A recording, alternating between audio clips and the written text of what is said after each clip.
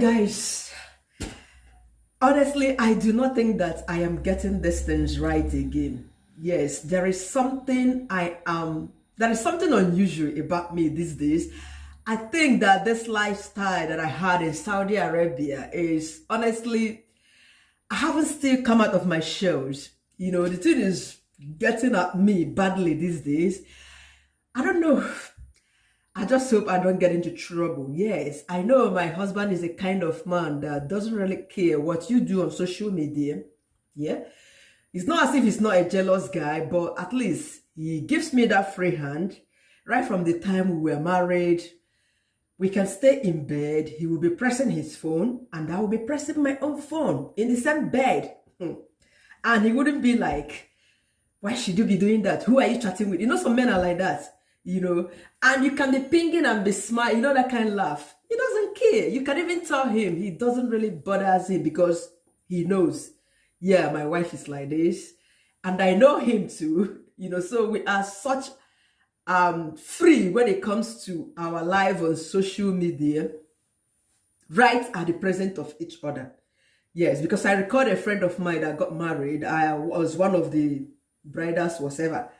So after the marriage, I was trying her number. I couldn't reach this lady. So after about a week or two, we ran into each other. I was like, Eddie, what happened?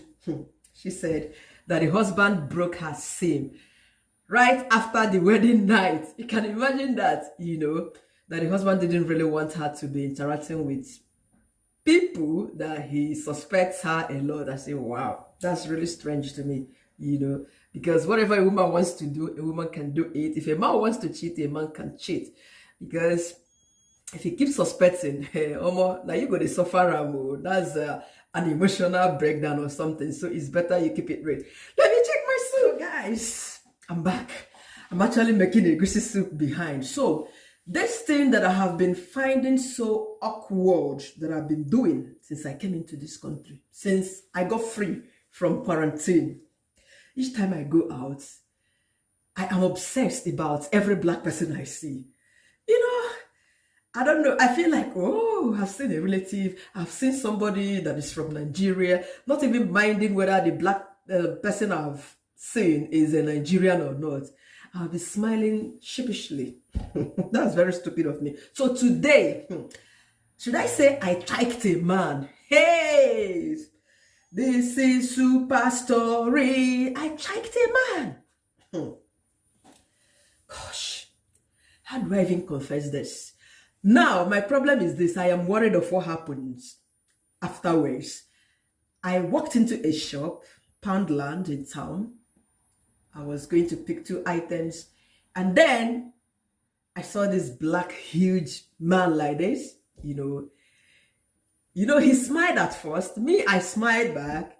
He was like, you've bought so many things already. Are you not going home? You're panting. I said, yes, I'm tired. I just needed to pick 2 items from the shop so that I can get on the bus and go home. She said, okay, that's fine. But take a music, you they buy too much. I was like, oh, you're a Nigerian. Now when somebody don't blow Niger pidgin English. He's the security man, working as a security man in that place. So I was so happy that the man don't yarn our correct pidgin English, So we started chatting. He was following me gradually. Somebody on duty here now. He was just he was just at a distance, and walking down and chatting because he shouldn't just be seen chatting with a customer like that. Yeah. So I walked down. I was looking for a throw pillow. Was it a throw pillow? Yeah, sorry. Bath mats. Yeah, for our bathroom upstairs. So that was exactly what I went there to buy. So I asked him. He directed me. So I walked down. All of a sudden, I saw him. Trust me. As he came around, we started chatting. He said he's Yoruba. He's been working here. He's been living here for quite some time. And he started telling me how he buys things to send home. That can't thing. That it's cheaper for him buying things here, and he buys quality stuff he sends home, that he doesn't feel free giving somebody money to buy things for him in Nigeria. I said, okay, are you a family man? He said, yes. I said, oh, that's fine. Your family are they here? He said yes, that he lives in Middlesbrough. I said, okay, I live in a different place anyway. So as I was walking and looking for the right color of the bath mat that I was going to pick, I was like, I didn't know, I'm crazy. I said, okay, do you know, I just brought out my phone. I'm just acting like the men now. You know, men, they are usually the people that do all this coded stuff, you know. My goosey soup, do not get burnt, please. So I brought out my phone. I opened the, what is it, keypad. I gave to him my phone. I said, can you please type your number there for me? Hey! He put in his number. After he put his number, I was like, why did I even ask this man for his number? What for? A married man, me, a married woman. Now, crazy, they worry me. The man did not ask me, I must confess. So he was like, okay, that I should give him a call. I said, okay, yeah, I've just dialed your number. You can see, you will see mine once you get to the, what is it called?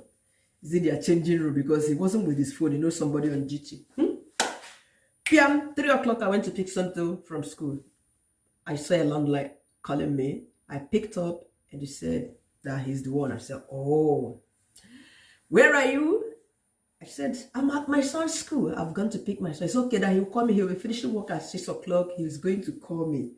What is the time? This is 7:24.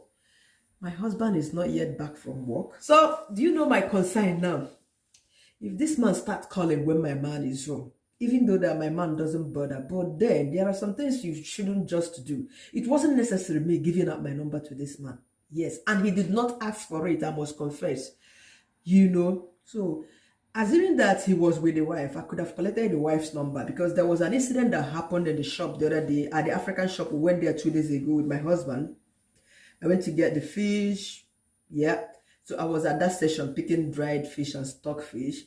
So, and we were rushing. So I was like, what's keeping my man? He was where, at the section where they said fresh juice. So I was like, Nkem, I'm done, let's go. He said he's coming. All of a sudden, he walked up to me and said, yeah, that he met an Igbo girl. I said, oh, so the girl came to the till where I was about to pay. And, you know, time here, it was around 2:30. We were to pick something up at 3 o'clock, and we have to take the bus for about 20 minutes. Yeah. So I was like, oh, I am happy to see you. You know now, an Igbo girl. I was so excited.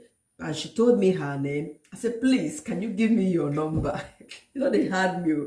I don't know. I feel so excited seeing meeting black people. Talk more of Nigerians, especially Nigerians in this country. Because I've been deprived of that social interaction with people in Saudi Arabia. Like I've always said in my videos, while I was there, I never had contacts. I never called anybody within Saudi Arabia. I didn't have Saudi Arabian line. That's just the simple truth, you know. So coming out of my shares now, even look at me now, I am right here. This is my house. You see this? That's just the street, the road. You could see cars and everything, people walking when they pass. But right in Saudi Arabia, this was not possible. I live upstairs, but I could not see anything happening at the house. Didn't have a window or doesn't have a window. Talk more of windows. You can imagine the kind of life I lived with my son over there. So that's just the excitement. Whenever I see people, especially blacks, I feel free. You know, here, when people see, especially the whites, they smile. That's the way they greet. Hiya, you know, they smile, they greet. They don't say good morning, good afternoon, but Jara gets them. That's the way they exchange pleasantries here. So seeing a black person at times, I'll keep looking. And I'm actually looking for somebody to be making my hair. So when I see the ones, especially ladies that are wearing braids, I would be like, I would even start the conversation, you know, to know who made the person say. And so, but this number that I gave out now, I think what I have to do, if the man starts calling, I might burn the call.